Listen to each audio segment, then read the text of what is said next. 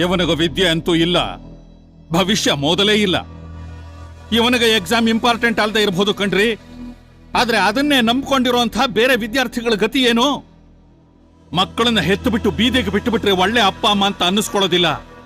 ಮಗ ಕಾಲೇಜಿಗೆ ಹೋಗ್ತಾ ಇದ್ದಾನೆ ಅನ್ನೋದಷ್ಟೇ ಮುಖ್ಯ ಅಲ್ಲ ಕಣ್ರಿ. ಅವನಲ್ಲಿ ಏನು ಮಾಡ್ತಿದ್ದಾನೆ, ಯಾರ ಸಹವಾಸದಲ್ಲಿದ್ದಾನೆ, ಅವನ ಯೋಗ್ಯತೆ ಏನು ಅಂತ ಏನಾದ್ರೂ ಗೊತ್ತೇನ್ರಿ ನಿಮಗೆ? ಗೊತ್ತು ಸರ್. ನನ್ನ ಮಗ ಸಿಗರೇಟ್ ಸೇತಾನೆ, ಕುಡಿತಾನೆ, ಓದಲ್ಲ, ಕೋಪ ಜಾಸ್ತಿ.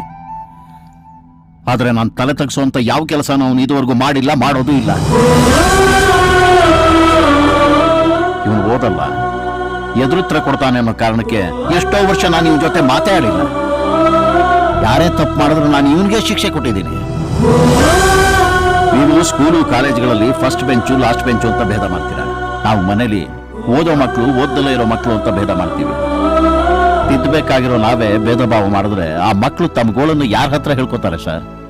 ಓದೋ ಮಕ್ಕಳು ಒಳ್ಳೆಯವರು, ಓದದಲ್ಲೇ ಇರೋ ಮಕ್ಕಳು ಕೆಟ್ಟವರು ಅಂತ ನಾವು ಅನ್ಕೊಳ್ಳೋದೇ ದೊಡ್ಡ ತಪ್ಪು.